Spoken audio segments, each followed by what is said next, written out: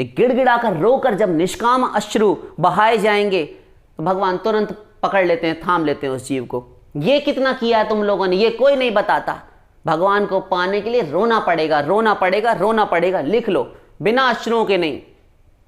कथम बिना रोम हर्षणम वा द्रवता वा चेतसा बिना, बिना आनंदाश्रु कलया शुद्धेत भक्त्या विनाशय। उद्धव श्री कृष्ण कह रहे हैं भागवत कि बिना आनंद के आंसू आए, जब तक आनंदातिरेक के कारण रोमांच नहीं उठता, ये गूज बम्स जो तुम्हारे रोंगटे रोमावली सिहर उठती है, ये अंग अंग पुलकित हो जाता है, ये नहीं होता, आंखों से अश्रु की धारा नहीं निकलती, तब तक हृदय शुद्धि नहीं हो सकती। ये जोकरी का काम, चारों धाम करे आए, ये करे आए, वो पूजा पाठ कर लें, 6 घंटे तुम पूजा में घुसे रहते हो, क्रोध किए रहते हो, ये सब तुम्हारी बीमारियां खत्म नहीं हो रही। बहुत पूजा दिखाई देती है हमारे संसार समाज में, किंतु ये पूजा किसी काम की नहीं। कितनी उन्नति हो रही है, अपराध बढ़ते जा रहे हैं, पूजा की भावना भी बढ़ती जा रही है। लोग 1 करोड़ गए वैष्णो देवी, 1 करोड़ गए तुम्हारे तिरुपति बालाजी, ये हनुमान जी, वो हनुमान जी, अमुक धाम फलाना धाम। क्या हो रहा है? सब संसार मांगने के लिए जा रहे हैं। कभी तुमने मांगा कि प्रभु से प्रभु को मांग ले, उनसे प्रभु को, और नहीं प्रभु को मांगे तो कम से कम भगवान को चाहे ऐसी भूख मांग लें कि प्रभु आपकी भूख हो हमको, बस तुम्हें ही। अब कछु नाथ न चाहिए मोरे, मुझे अब कुछ नहीं चाहिए प्रभु, ऐसी भगवान। न मांगी लो तारे देन कृष्ण सा चरण, भगवान के चरण ही मांग लो ना। भगवान कहते हैं अमाय भजे मांगे विषय सुख, यही बड़ मूर्ख। मेरा तो भजन करता है, श्री कृष्ण कहते हैं अमाय भजे और मांगे विषय सुख, यही बड़ मूर्ख। ये बहुत चैतन्य चरितामृत, मेरा भजन करता है और विषय को सुख मांगता है, किंतु विषय जो है ये विष के समान है, नष्ट कर देंगे, अनंत जन्म नाश किए हैं, कई बार सुना आप सबने। ये तो यही बड़ मूर्ख, किंतु आमी विज्ञ, मैं तो ज्ञानी हूं, मैं तो जानता हूं, मैं तो सर्वज्ञ हूं। आमी विज्ञ, यही मूर्ख है विष के न दिवो, इस मूर्ख को विष कैसे दे सकता हूं मैं?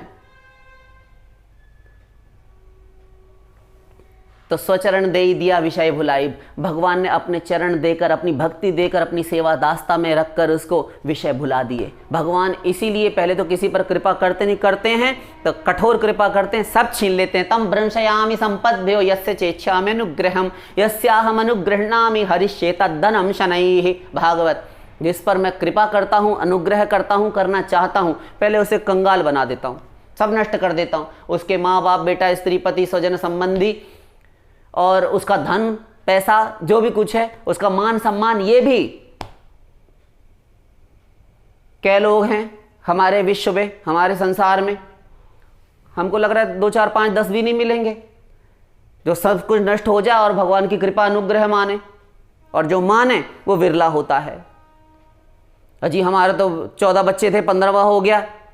हाँ उसके तो 14 बच्चे थे, 15 हो गए, हमारा एक था वो भी मर गया। भगवान के न्याय में अंधेर खाता है बिल्कुल। कोई भगवान नहीं, कोई देवी देवता नहीं, कोई माताजी पिताजी नहीं, सब बेकार है। हमने देख लिया, कोई देवी देवता नहीं होता, हम किसी धाम नहीं जाएंगे। दुर्भावना हो गई।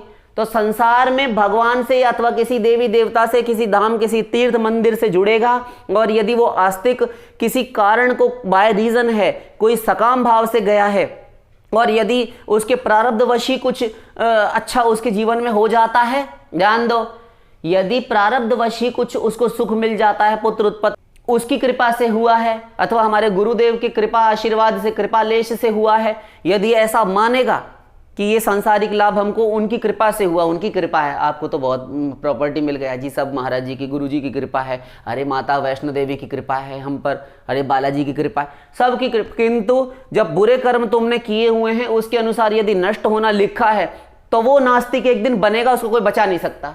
क्यों? फिर वो ये कहेगा, जो अभी नारा कृपा का लगा रहा था, अब वो ये कहा करेगा सब अंधेर खाता, हमने देख लिया, पड़ोसी के 14 बच्चे थे, 15वां हो गया, हमारा एक हुआ वो भी मर गया, कोई माता नहीं, हमें अश्रद्धा हो गई। हम इतने सोमवार के व्रत किया करते थे, शंकर जी ने हमारा बेटा मर गया और बचाया भी नहीं। हमने 1 करोड़ मृत्युंजय जाप करवाया, फिर भी हमारा बेटा, हमारा पति इत्यादि मर गए। और ये किया करते, यही जोकरी हुआ करती हमारे इस भारत में, इस देश में। सब किसी न किसी बाबा के पैरों में जा जाकर पड़े रहेंगे, बाबा जी दुख दूर कर दो। बाबा क्या दुख करे, वो खुद 2 रुपए के लिए बैठे, हाँ, पर्ची बनवाने का लाखों रुपया, हजारों रुपया।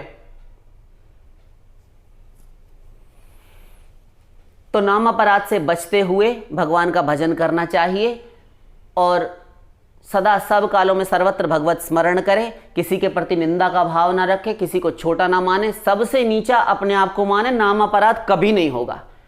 सदा दीनता का आवरण, सदा दीनता का चोला ओढ़े रखे। अपने आप को जब गिरा हुआ देखेगा, इसकी भक्ति मुझसे श्रेष्ठ है, तो भगवान तुम्हें सबसे श्रेष्ठ मानेंगे। उल्टा होता है भक्ति जगत में, भक्ति मार्ग में जितना अधिक पीछे उतना अधिक भगवान के, राधा रानी के, ठाकुर जी के निकट। जितना अधिक सेवा में पीछे, सेवा दौड़ दौड़ कर करे किंतु सबसे पीछे बैठेंगे। हनुमान जी जब जाते थे कोड़ी का रूप धारण करके तुलसीदास जी को मिले तो सबसे पीछे अकेले बैठते थे। ये दैन्य है अंजनी नंदन का। तुलसीदास जी को पीछे ही मिले थे, लोगों के जो समाज के लोग रहते थे उनसे पीछे हटकर ठाकुर वो हनुमान जी बैठते थे, राम कथा सुनते थे। और प्रेत ने बता दिया था गोस्वामी जी महाराज को कि वो जो सबसे पीछे कोड़ी बैठेगा वही हनुमान जी हैं। जो दीन होगा वो कभी भी अपने में गुण नहीं देखेगा, और यही गुण ना देखने के कारण ये सहज दैन्य भगवान को बांध लेता है भक्त से, भक्त के प्रेम की डोर से। तो ऐसी दीनता को धारण करना चाहिए अपने हृदय में, अपने हृदय के खिड़की द्वार खोल देने चाहिए कि ऐसा दैन्य हमारे पास आए। ये दैन्य आएगा तो प्रेम के आंसू बहते हैं, तब हृदय शुद्ध होता है, हृदय का कलमश निकलता है। और जब हृदय से कलमश निकलेगा नेत्र मार्ग से होकर, जब हृदय शुद्ध होगा तो आंसू आएंगे। भगवान ने भी कहा था ना, शर्त रखी थी कि आंसू नहीं आएंगे तब तक हृदय शुद्ध नहीं होगा। अविरल गिरा गद गद गिरा नयन बह नीरा, वाणी गदगद हो जाती है। मम गुण गावत पुलक शरीरा, रामायण भी कह रही है, वही श्री कृष्ण राम रूप में कह रहे हैं रामायण में। मम गुण गावत पुलक शरीरा, मेरे गुणों का गाते हुए, गुणावली लीला गुणानुवाद गाते हुए शरीर पुलकित हो जाता है। गदगद गिरा नयन बह नीरा, और वाणी गदगद, कंठ रुंध जाता है, जैसे बहुत रोने के बाद कई बार आवाज फट जाती है, गला ऐसा होने लगता है, तो आवाज कट कर फट कर आती है, एक सार नहीं आती। इस प्रकार की। और नयन बह नीरा, आंखों से अश्रु, अविरल अश्रुधारा प्रवाहित होती है।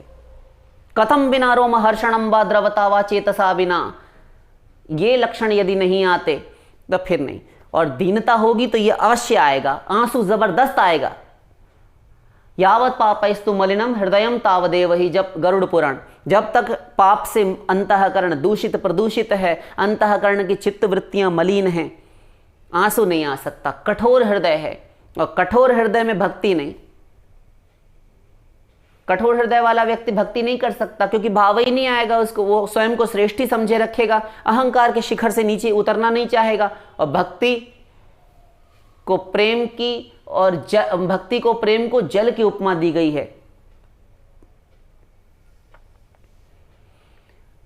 और जल कोई भी लिक्विड वस्तु, तरल पदार्थ ऊंचाई पर नहीं टिक सकता। आप कितना भी डालो नीचे आएगा, बहना उसका स्वभाव है। इसीलिए अश्रु बहते हैं, स्वयं को नीचा देखता है।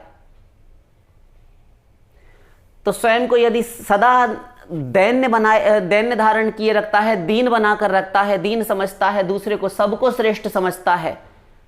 सब ही मानप्रद आप अमानी, सबको सम्मान देने वाला, सबकी इज्जत सबका सम्मान खूब करता है, किंतु आप अमानी, स्वयं मान नहीं करता, स्वयं मान सम्मान चाहता नहीं किसी से।